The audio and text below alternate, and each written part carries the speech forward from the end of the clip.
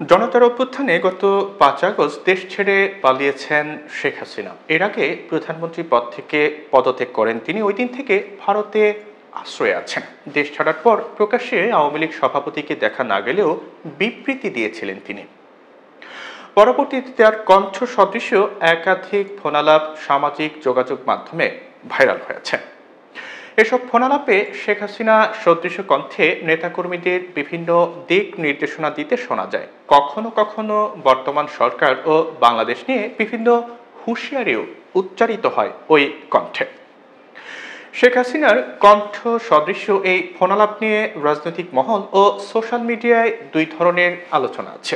কেউ কেউ দাবি করছেন এগুলো এআই দিয়ে তৈরি, শেখ হাসিনার ফোনালাপের কোনো সত্যতা নেই। তবে শেখ হাসিনার সঙ্গে ফোনালাপে কথা বলার অভিযোগে দেশে একাধিক ব্যক্তিকে গ্রেপ্তার করতে দেখা গেছে।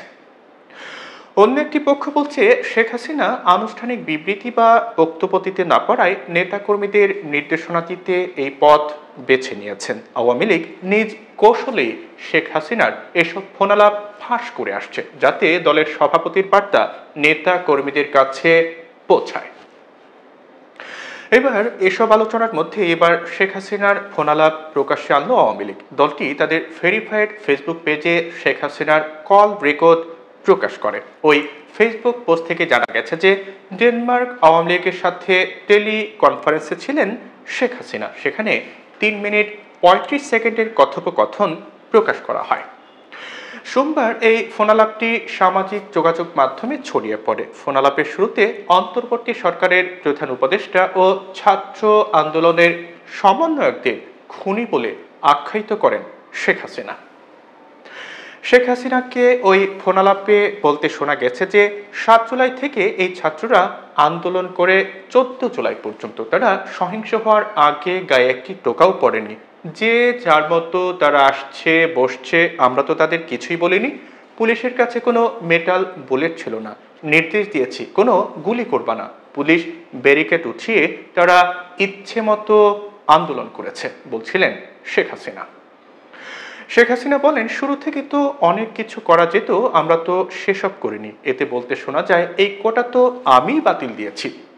যেখানে কোনো কোটাই নাই সেখানে আন্দোলনটা কিসের জন্য ছিল? তারপর আমাদের মন্ত্রীরা তাদের সঙ্গে বসে, তাদের সব দাবি মানা হয়। দাবি মানার পর আবার এক দফা শেখ হাসিনাকে খুন করো, এই তো কথা। তাদের টার্গেট ছিল আমাকে হত্যা করা, বলেন শেখ হাসিনা।